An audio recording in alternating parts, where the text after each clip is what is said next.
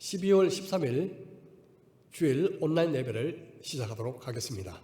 우리 다 함께 예배성으로 하나님 앞에 나아가겠습니다.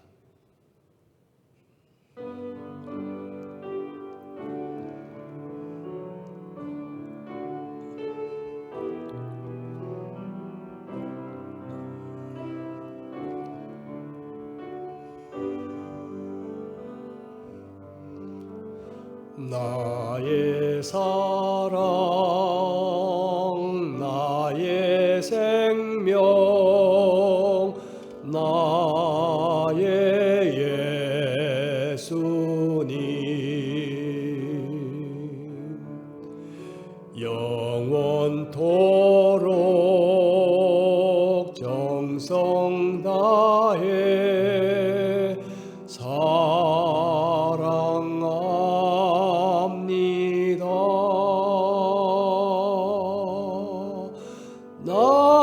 나의 힘 되신 여호와여, 내가 사랑합니다.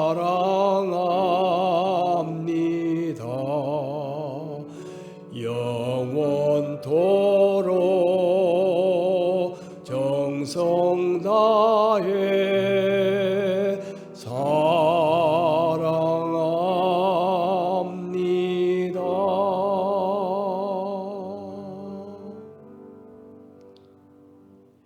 이 시간 다 함께 사도신경으로 신앙 고백 드리시겠습니다.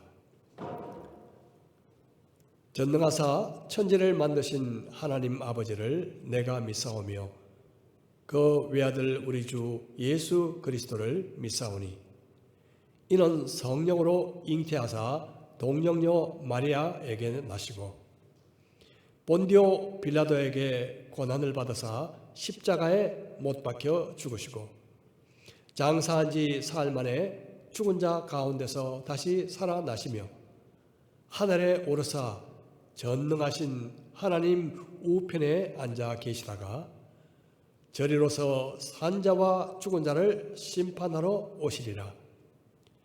성령을 믿사오며 거룩한 공회와 성도가 서로 교통하는 것과 죄를 사하여 주시는 것과 몸이 다시 사는 것과 영원히 사는 것을 믿사옵나이다. 아멘. 이 시간 다 함께 27장 찬양 올려드리겠습니다.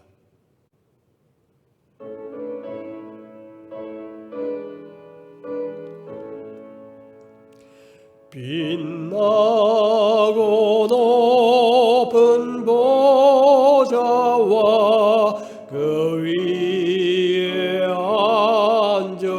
앉으신 주 예수 얼굴 영광이 해같이 빛나네. 해같이 빛나네. 지극히 높은 위엄과 한없는 자비를 무천사 소리 합하여 늘 찬송 드리네. 늘 찬송 드리네. 영죽을 나를 살리려 그 영광 떠나서 그 부끄러운 십자가 날 위해 지셨네. 날 위해 지셨네. 나 이제 생명 있음은 주님의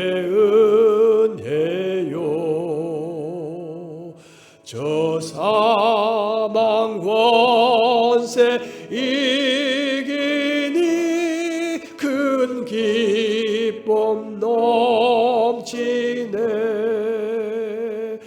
큰 기쁨 넘치네.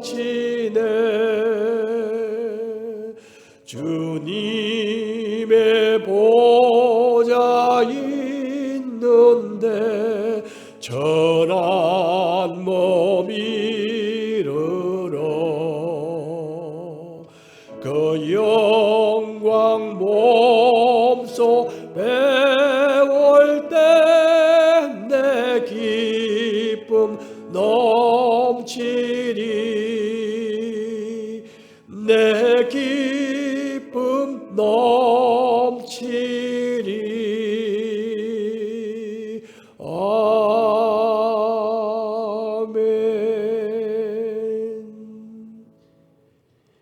이 시간 우리를 대표해서 이성수 집사님 기도해 주시겠습니다.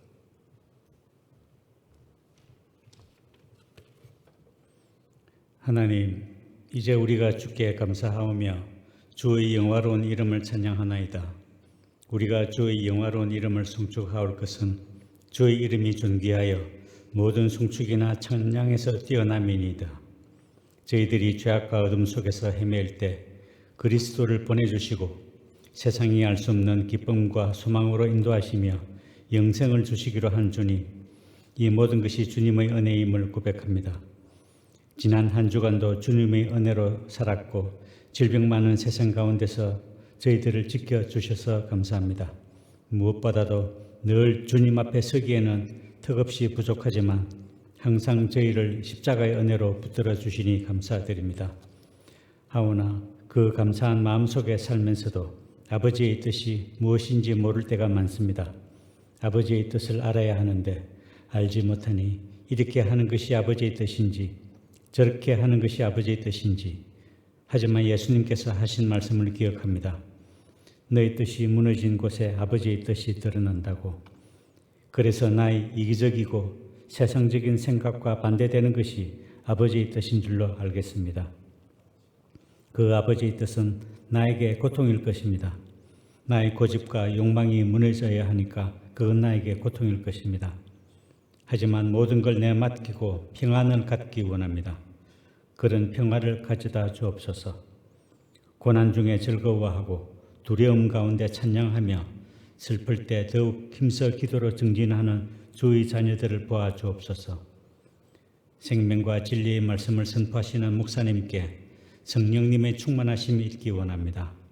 말씀의 영으로 충만하게 하셔서 진리의 풍성함을 누리게 하옵소서. 부활의 능력과 감격을 누리게 해주신 사랑의 하나님, 하늘로부터 다시 태어나는 거듭남이 우리를 성령으로 변화시켜 모든 상황 속에서 주님을 존귀케 하며 그리스도의 향기를 바라게 하옵소서. 예수님 이름으로 기도드렸사옵나이다. 아멘.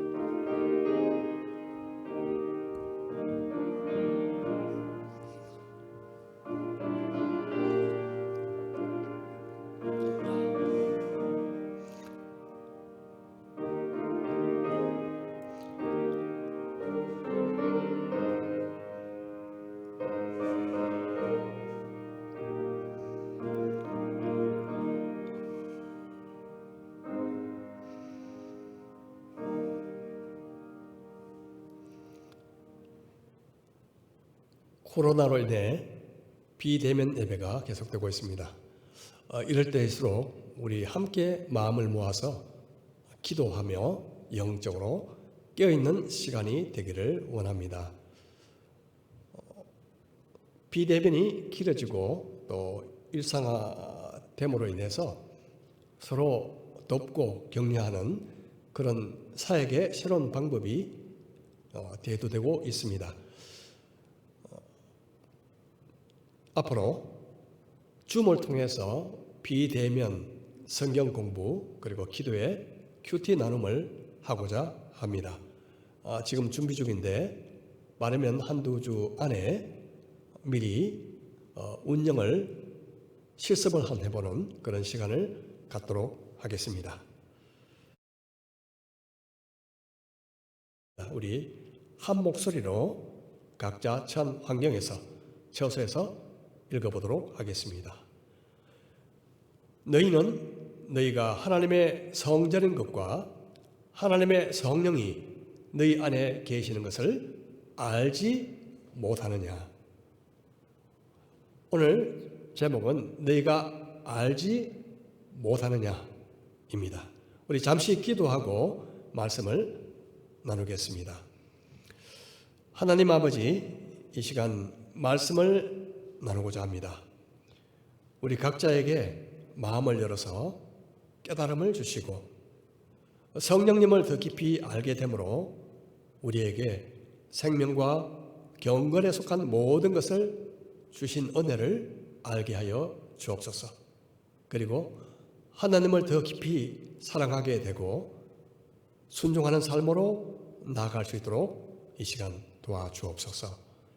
예수님 이름으로 기도드립니다. 아멘. 여러분 반갑습니다. 각지에서 주님의 은혜와 평강이 여러분의 각 마음속에 임하시기를 축복합니다. 한 번은 고등학교 친구 소개로 어떤 분을 만난 적이 있습니다. 친구가 자기 친구가 꼭 그 예수님이 필요한 사람이라 한 번에 꼭 만나달라고 부탁하는 바람에 만나게 되었는데요. 한 식당에서 만났습니다. 그런데 이야기를 나누면서 아주 상당한 충격을 받게 되었죠.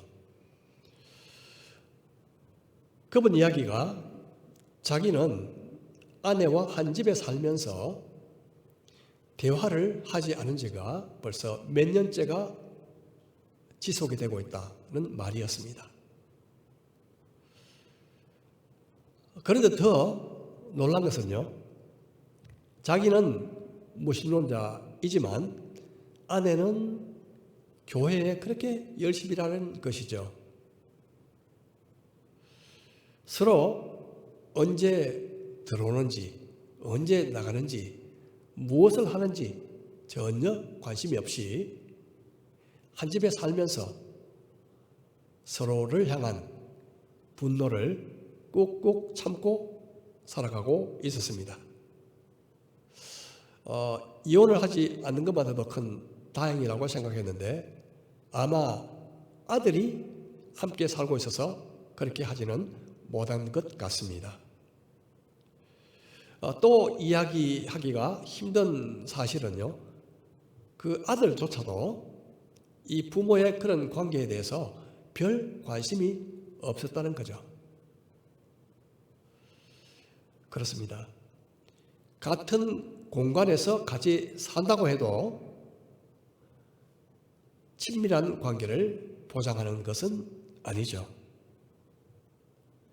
비록 가진 것이 별로 없지만 서로 깊이 사랑하는 그런 관계라면 그곳은 천국처럼 될 것이고, 아무리 많이 가져도 서로 미워하는 관계라면 그것은 지옥처럼 될 것입니다. 아시다시피 다가오는 성탄절은 예수님의 생일을 축하하는 날이죠. 그렇다면 교회의 생일, 교회의 탄생일은 언제일까요? 바로 예수님께서 부활하신 지 50일 되는 날, 바로 오순절 날이 바로 교회의 탄생일이라고 볼 수 있습니다.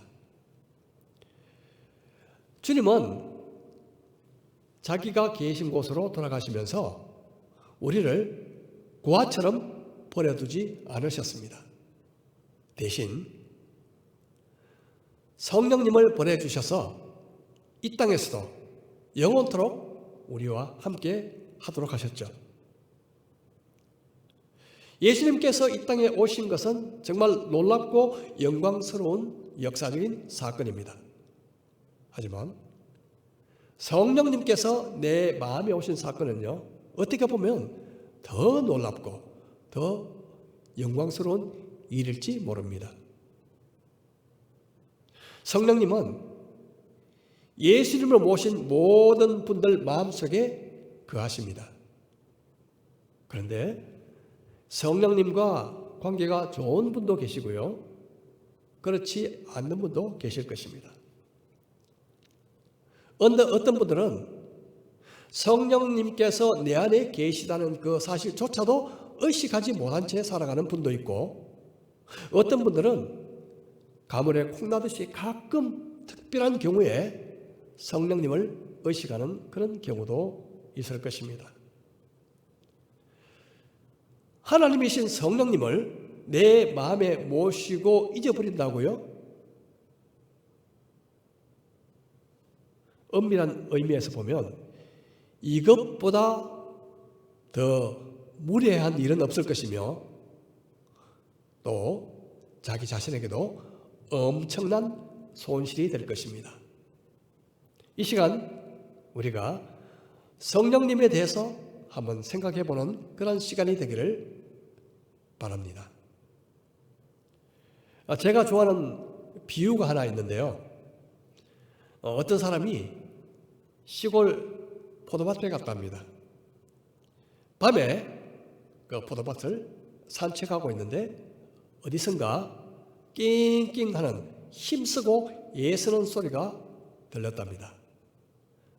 주위를 돌아보니 아무도 없었죠. 도대체 이게 무슨 소린가 해서 가만히 귀를 기울여다 보니 그 원인을 알게 됐죠. 바로 그때가 포도나무에 포도 과실이, 포도 열매가 주렁주렁 매달리는 그 시기였는데요. 이 포도나무 가지가 열매를 맺기 위해서 낑낑 하면서 힘쓰고 애쓰는 그 소리였죠. 이 가지가 열매를 맺기 위해서 낑낑 소리를 낸다? 여러분 이런 이야기 들어보신 적이 있으십니까? 대부분 이야기를 듣고 나면 고개를 갸뚱거리죠. 그런 이야기 전혀 들어본 적이 없는데, 금시초문인데 그런 소리도 있나? 물론 그런 일은 없죠. 지어낸 이야기입니다. 포도나무 가지가 포도 열매를 맺기 위해서 낑낑거리며 소리 내는 힘쓰는 일이 과연 어디 있겠습니까? 나무 가지가 소리를 내는 그런 경우도 있을 수가 없죠. 그런데 많은 그리스도인들이 그런 식의 삶을 살고 있다는 사실을 여러분 아십니까? 요한복음 15장 5절 4절 말씀입니다. 요한복음 15장 4절. 내 안에 거하라. 나도 너희 안에 거하리라. 가지가 포도나무에 붙어 있지 아니하면 스스로 열매를 맺을 수 없음 같이 너희도 내 안에 있지 아니하면 그러하리라. 그렇습니다. 포도나무 가지가 열매를 맺으려고요 낑낑 애쓰지는 않죠. 그저 가지가 포도나무에 잘 붙어 있기만 하면 저절로 열매를 맺게 되는 것입니다. 그런데 많은 그리스도인들이 스스로 열매를 맺어 보려고 낑낑대며 애를 쓰고 있다는 것이죠. 스스로 사랑의 열매를 한번 맺어보자고 낑낑 애를 쓰고요. 충성의 열매를 맺어보려고 애를 쓰고, 스스로 성미 급한 성격, 화를 잘 내는 성격을 버리고 온유한 열매를 맺어보려고 힘을 쓰고요. 무절제한 삶을 바꾸어 절제 있는 삶을 살아보려고 애를 쓰고, 무엇보다도 죄를 이기고 깨끗한 삶을 살아보고자 열심히 애를 씁니다. 여러분 오해하지 마십시오. 애쓰지 말라, 노력하지 말라 이런 뜻이 전혀 아닙니다. 혼자 힘으로 열매를 맺으려고 힘쓰고 애쓰고 노력하는 것을 멈추시라는 뜻입니다. 혼자 열매를 맺으려고 힘쓰지 마시고 포도나무에 붙어 있도록, 포도나무에 잘 붙어 있도록 힘을 쓰시기 바랍니다. 우리가 성령님을 전심으로 의지하고 성령님을 쫓아가는 일에 힘을 쓰자는 뜻입니다. 삶의 주도권과 결정권을요, 성령님께 드리자는 뜻입니다. 성령의 열매는 성령님을 통해서만 맺을 수 있기 때문에 그렇습니다. 우리 갈라디아서 5장 22절 23절 말씀 보겠습니다. 오직 성령의 열매는 사랑과 희락과 화평과 오래 참음과 자비와 양선과 충성과 온유와 절제니 이 같은 것을 금지할 법이 없느니라. 1930년대 세계적 불황기 때 서부 텍사스주에 큰 목장을 가지고 있었던 H라는 분이 계셨습니다. 그는 이 목장만으로 빚을 갚을 수가 없었어요. 그 목장을 잃게 될 위기에 처했죠. 그와 그의 가족들은 의식주조차 해결하지 못해가지고 정부가 주는 보조금으로 건건히 살아가고 있었습니다. 그러던 어느 날 석유 회사에서요, 그 지질 관측팀이 나와가지고 혹시 이곳에 석유가 매장되어 있을지 모르겠다고 시추를 허락해달라 해서 허락을 해줬죠. 그런데 놀랍게도요, 바로 그곳 목장의 지하 300m 부근에서 엄청난 양의 석유가 쏟아져 나오기 시작했습니다.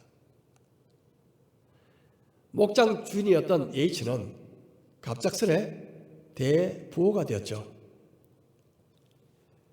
정부 보조금으로 건건히 살아가고 있던 그가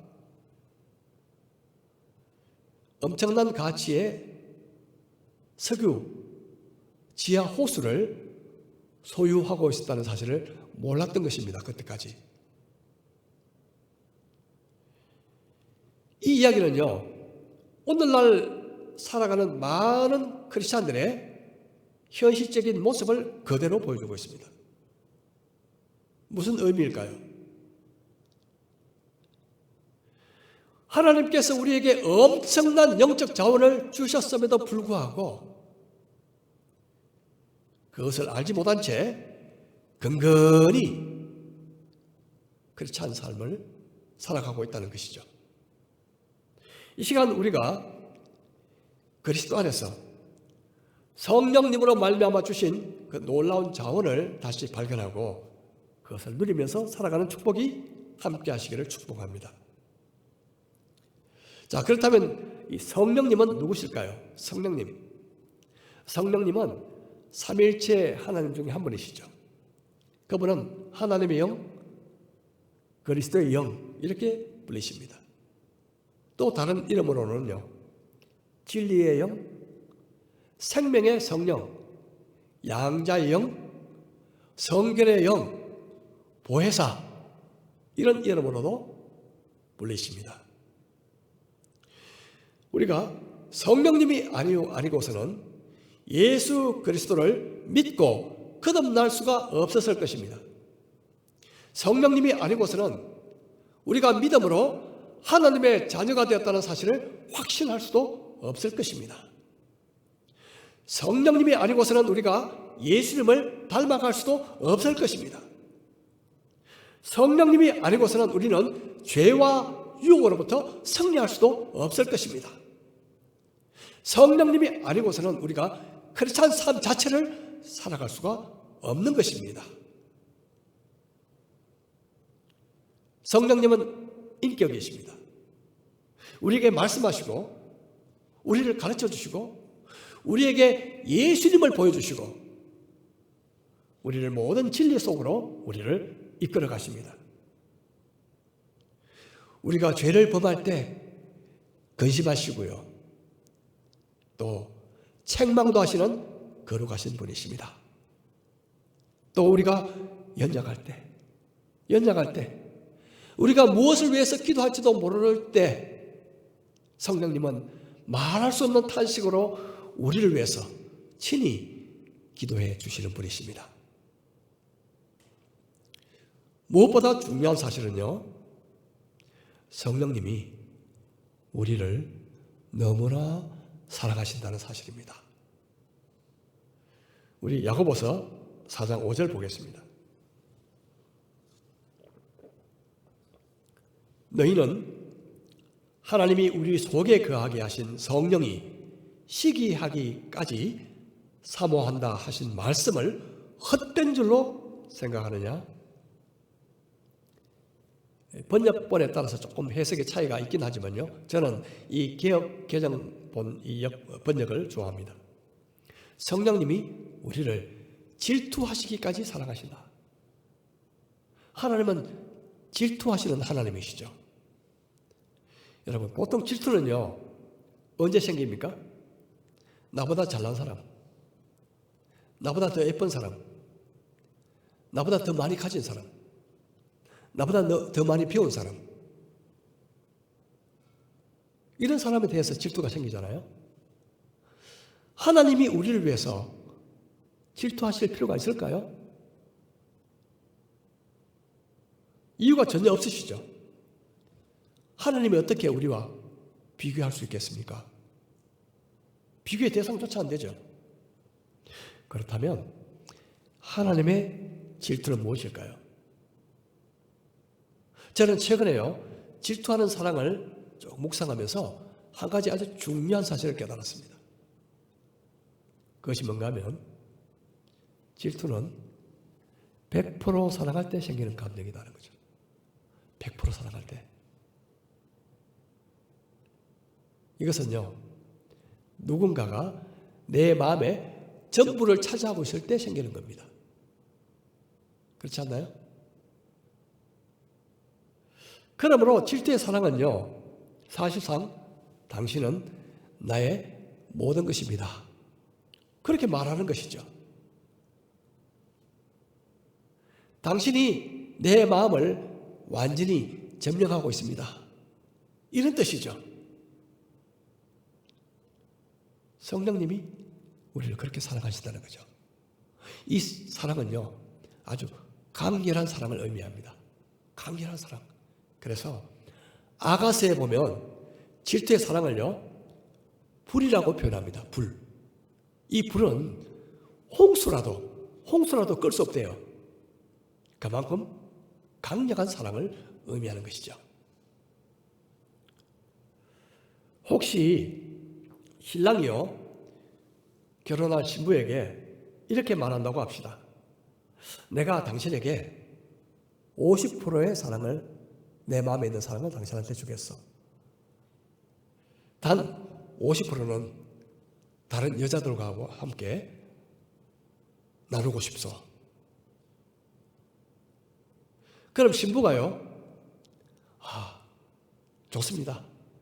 내게 50%만 해도 족합니다. 만족합니다. 100%를 요구하는 것은 너무 이기적이죠. 이렇게 이야기하는 신부가 있을까요? 절대로 없죠. 그렇게 하면 결혼하지 못하죠. 100%의 사랑을 원하는 거잖아요. 하나님은 질투하시는 하나님이라고 할 때 우리를 향해서 100%의 사랑으로 사랑하신다는 뜻이죠. 이 사랑을 어떻게 우리 머리로 이해할 수 있을까요? 우리의 이해를 넘어선 정말 엄청난 사랑이다. 그렇게 표현할 수밖에 없을 것 같습니다. 마치 우리밖에 모르시는 것처럼 100% 우리를 사랑하시는 그 성령님이 우리 안에 오셨습니다. 하지만 많은 분들이요, 하루 동안 성령님의 존재조차도 생각하지 않고 사실 것입니다. 비극이죠. 한마디로 비극이죠. 안타까운 일이죠. 여러분 한번 생각해 보십시오. 나를 정말로 사랑하는 한 분이 계시다면 그분을 집안에 오시도록 했어요. 현관문을 열었습니다. 그런데 현관문에 세워두고 나는 그냥 쑥 들어가 버렸어요. 아무 생각도 없이.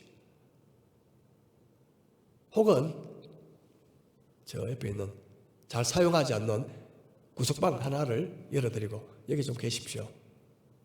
모셔놓고 문을 닫고 잊어버려. 그분이 가서 뭘 하는지, 계신지 안 계신지도 모르고 나는 내일을 매일매일 합니다. 만약 사람이라면 어떻게 할까요? 화가 났어요. 말도 하지 않고 아마 집을 나가겠죠. 그런데 여러분, 성령님은 그러시지 않습니다. 성령님은 그러시지 않습니다. 우리가 그런 무례한 태도로 성령님을 대한다 하더라도 그렇게 무시하고 살아왔지만 우리가 성령님은 우리를 떠나시지 않습니다. 놀랍지 않습니까? 그렇게 성령님을 무시하고 살아왔는데 우리를 시기하기까지 사랑하시기 때문에 그렇습니다. 이 말은요, 성령님은 그런 분이니 우리가 앞으로도 계속 무시하고 살아도 된다? 그런 말이 절대 아니라는 것을 여러분 아시죠? 더욱 조심하고 더욱 존중하고 더욱 사랑해야 된다는 뜻입니다. 우리 오늘 본문요, 고린도전서 3장 11절 우리 다시 한번 같은 목소리로 각처에 서서 읽어보도록 하겠습니다. 시작. 너희는 너희가 하나님의 성전인 곳과 하나님의 성령이 너희 안에 계시는 것을 알지 못하느냐? 여러분 끝에 말씀을 주의하십시오. 알지 못하느냐? 여러분 성령님께서 내 안에 계시다는 사실을 알고요, 의식이 있는 동안 그분께 자주 물으십니까? 그분의 인도하심을 쫓아 살아가고자 기도하고 계십니까? 예수님을 나의 구주와 주인으로 영접하는 그 순간 성령께서 내 안에 내주하신다, 영원토록. 이 사실은요, 얼마나 놀랍고 얼마나 영광스러운 진리인지 여러분 알고 계십니까? 그렇습니다. 우리가 주님을 영접할 때 주님은 성령으로 우리 마음에 들어오셨습니다. 우리가 예수님을 영접할 때 주님을 손님으로 영접하지 않습니다. 그렇죠? 어떻게 영접하나요? 삶의 주인으로 영접합니다. 삶의 주인으로.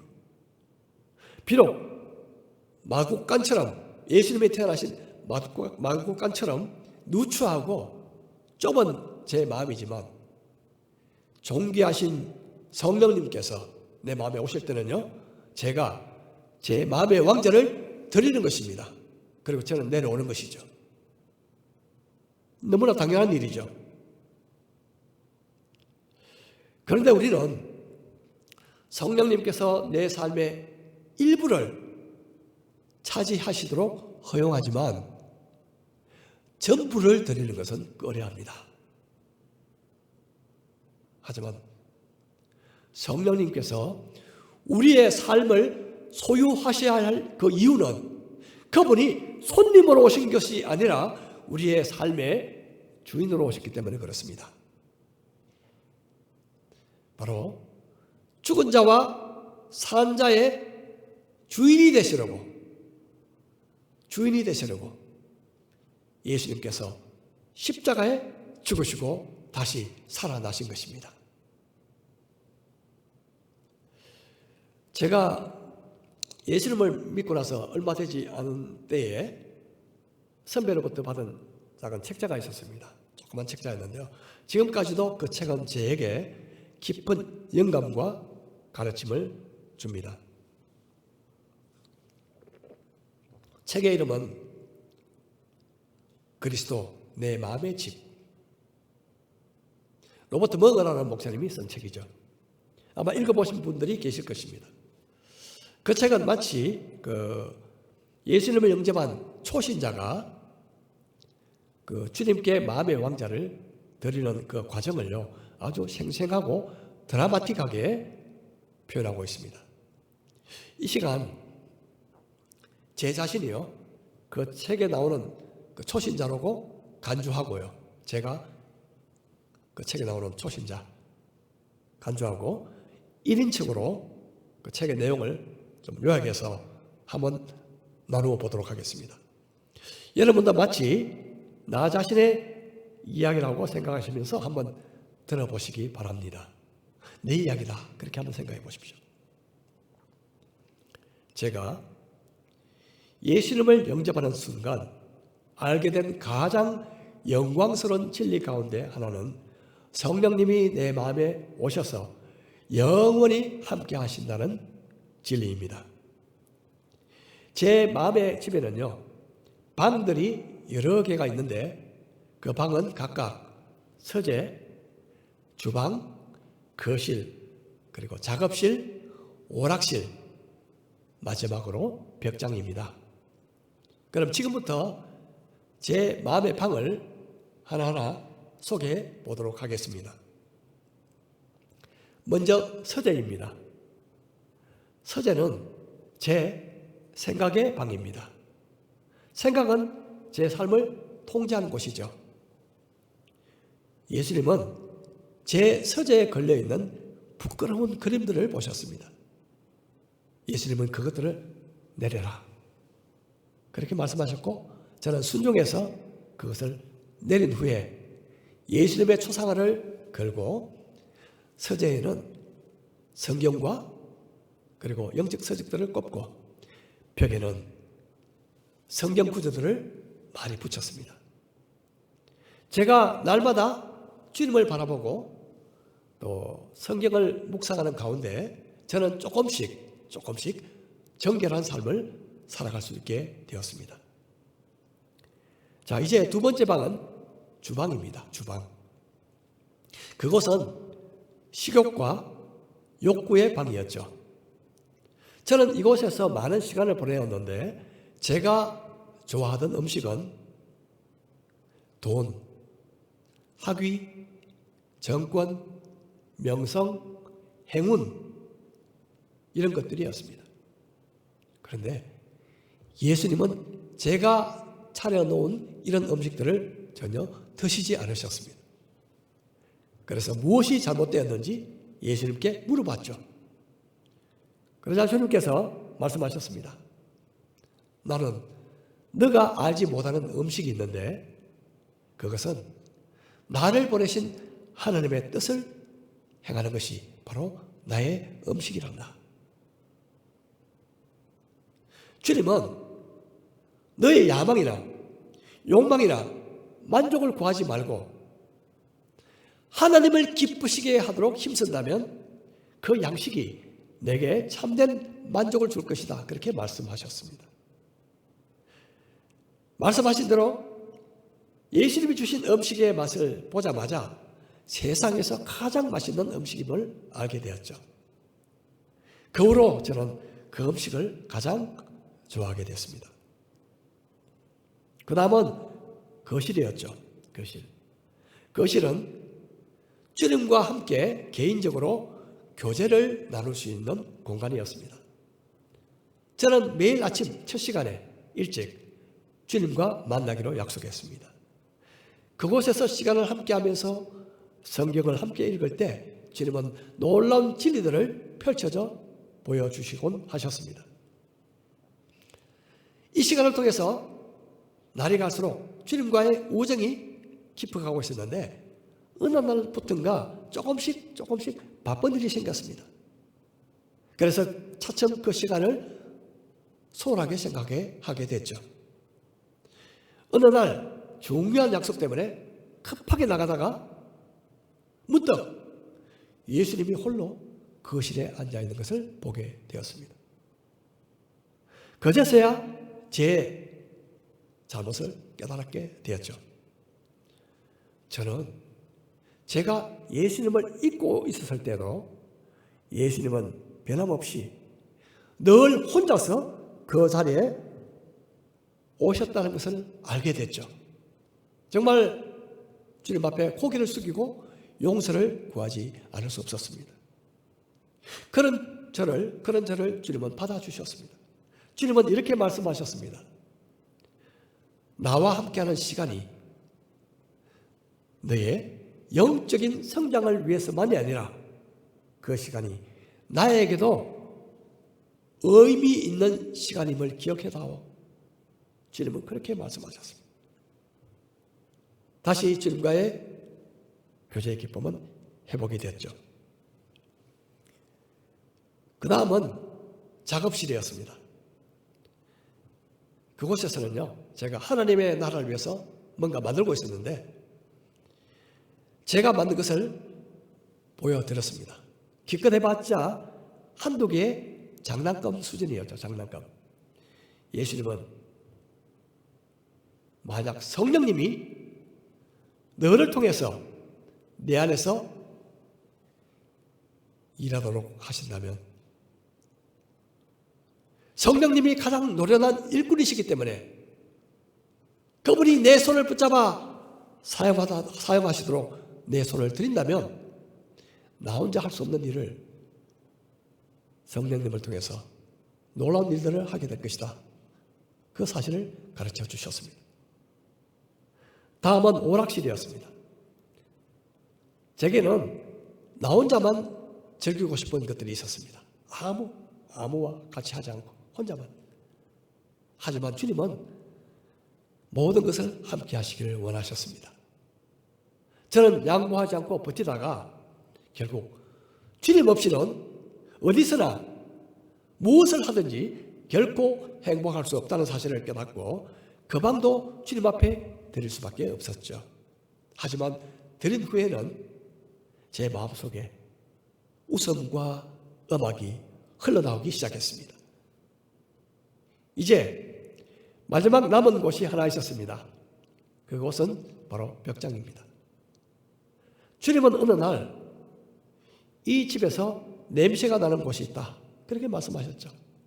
그 안에 죽은 것이 있다. 그렇게 말씀하셨습니다. 결국 주님은 2층에 제가 자물쇠로 꽉 채워둔 조그만 벽장을 발견하셨습니다.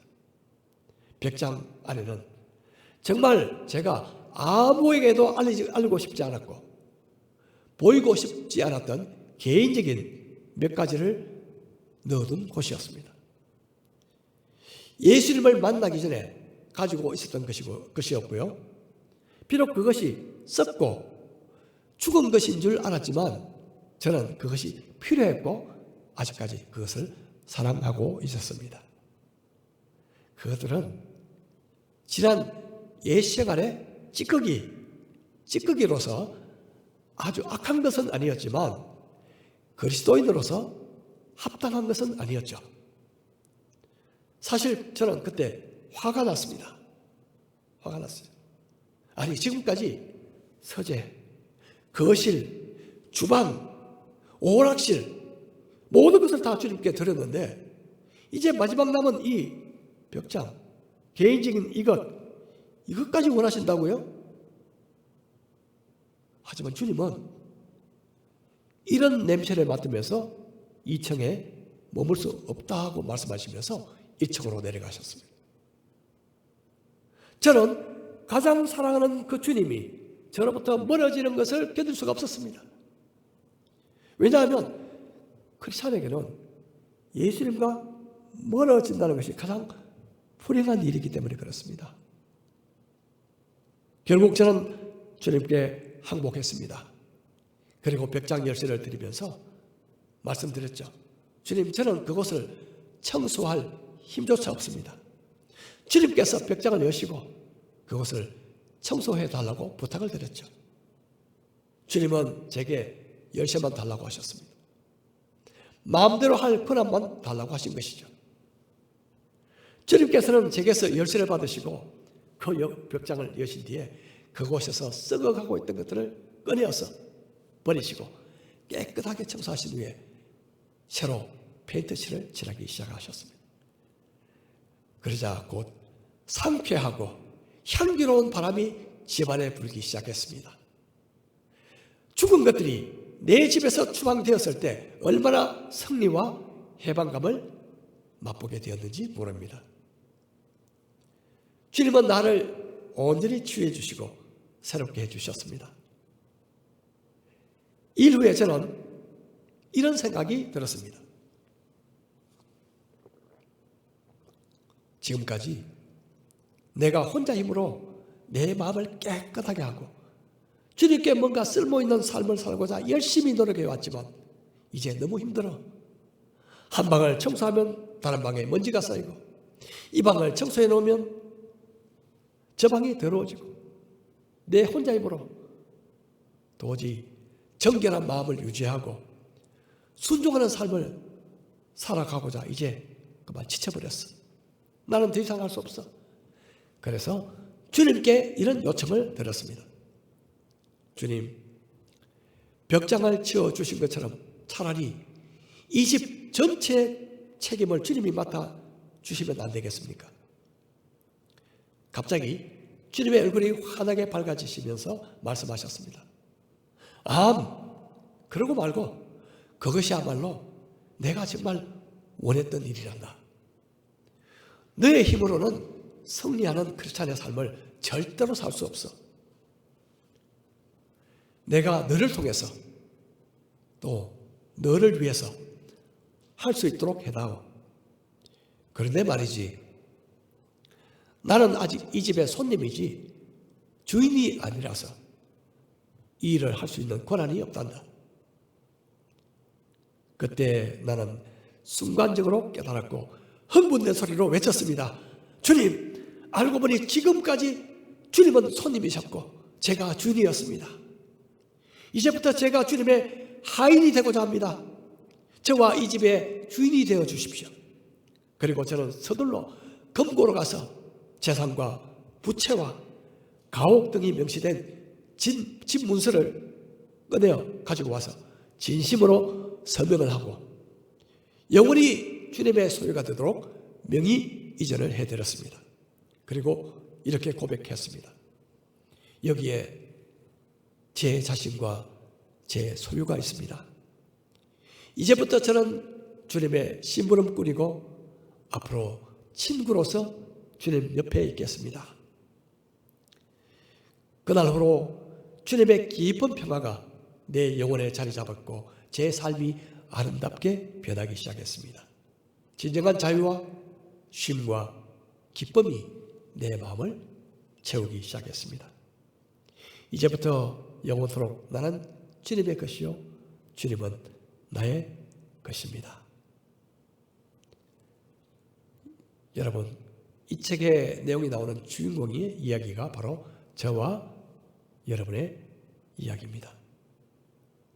누구든 예수님을 영접하는 순간 성령님이 마음속에 계십니다. 성령님은 바로 하나님이시며 예수님의 영이십니다. 그런데 지금껏 어떻게 그분을 대우하셨습니까? 어떻게 그분을 대우하셨습니까? 그분은 거룩하시고 가장 존귀하신 분이십니다. 그분은 가장 강하시면서도 가장 부드러우신 분이십니다. 나를 100% 사랑하지만 내 마음의 열쇠를 마음대로 강탈하시는 분은 절대로 아니십니다. 그분은 우리 스스로가 넘겨줄 때까지 기다리십니다. 성령님이 우리를 100% 원하듯이 우리도 성령님을 100% 원하는 것이 자연스러운 일이 아닐까요? 이것이야말로 완전한 사랑의 관계일 것입니다. 우리가 우리 삶의 열쇠를 넘겨드릴 때, 내 삶을 다스리시도록 권리를 양도해 드릴 때 우리는 전혀 다른 차원의 자유와 쉼을 맛보게 될 것입니다. 저와 여러분은 성령님께 100% 사랑의 대상입니다.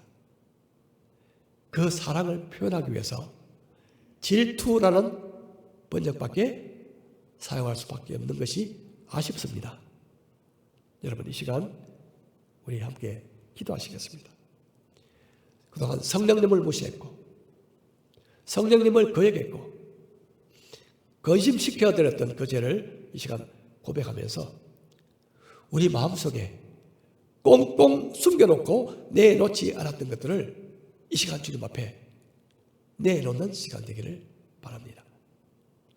성령님은 우리를 너무나 사랑하시기 때문에 자신의 모든 것을 우리에게 주기를 원하십니다. 그리고 그분은 우리의 전부를 원하십니다. 우리의 전부를 원하십니다. 우리를 너무나 사랑하시기에 우리의 전부를 원하십니다.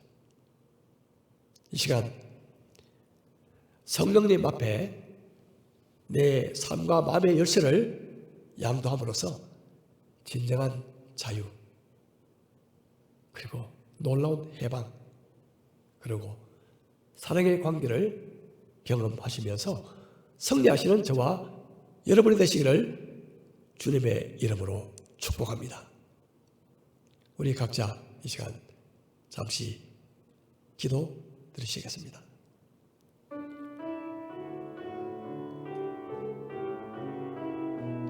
우리가 이 시간 한번 주님께 내 마음의 집 모든 열쇠를 드리겠다고 결심하고 기도한다고 해서 단숨에 모든 것이 정리되는 것은 아닙니다. 마음이 바뀌어 어느 순간인가 또다시 내가 열쇠를 찾아올 때가 많습니다. 그래서 이 결단과 기도는 매일 필요한 것입니다. 매일. 하루에도 몇 번씩 필요할지 모릅니다. 하루를 시작하면서 성령님이 나를 다스리시도록 기도하고, 혹시 하루 중에도 내가 내 자신의 주인 자리에 있음을 깨달을 때마다 다시 고백하며 성령님께 다시 그 자리를 양도하는 기도를 드리는 것입니다. 비록 그런 일이 하루에 수십 번, 수백 번이 반복되어도 괜찮습니다. 성령님은 그것을 언짢아하시거나 귀찮아하시는 분이 결코 아니십니다. 여러분, 그저 내 마음에 조그만 방 하나를 드리기보다 모든 방을 주관하시도록 집 열쇠를 양도하시는 시간 되기를 바랍니다. 만일 우리가 성령님을 전심으로 의지하고 따를 준비가 된다면 성령님은 어떤 형태로든 우리의 삶을 놀랍게 인도해 주실 것입니다. 성령님과 동행하는 삶을 배워나가면 세상에서 경험하지 못하는 자유와 쉼을 누리게 될 것입니다. 성령님께 양도한 만큼 그 자유는 커지게 될 것입니다. 성령님께 우리는 100% 사랑의 대상입니다. 만일 성령님도 우리의 100% 사랑의 대상이 된다면 어떤 놀라운 일이 일어나게 될까요? 여러분, 기대가 되시지 않습니까? 그 기대감 가지고 이 시간 각자가 기도하시겠습니다.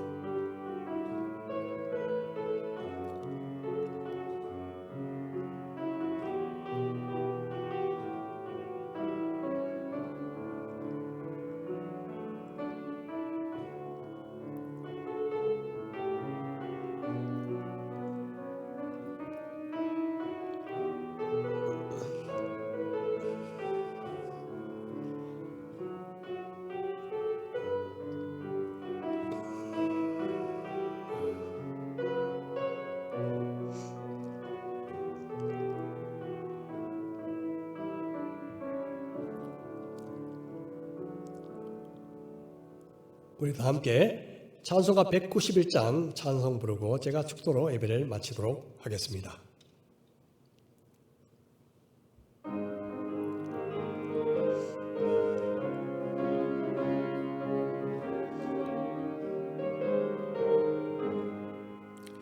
내가 매일 기쁘게 순례의 길 행함은 주의 팔이 나를 안보함이요, 내가 주의 큰 복을 받는 참내 비결은 주의 영이 함께함이라. 성령이 계시네 할렐루야 함께하시네. 좁은 길을 걸으며 밤낮 기뻐하는 것 주의 영이 함께함이라. 전에 죄에 빠져서 평안함이 없을 때 예수 십자가의 공로 힘입어 그 발 아래 엎드려 참된 평화 얻음은 주의 영이 함께함이라. 성령이 계시네 할렐루야 함께하시네. 좁은 길을 걸으며 밤낮 기뻐하는 것 주의 영이 함께함이라.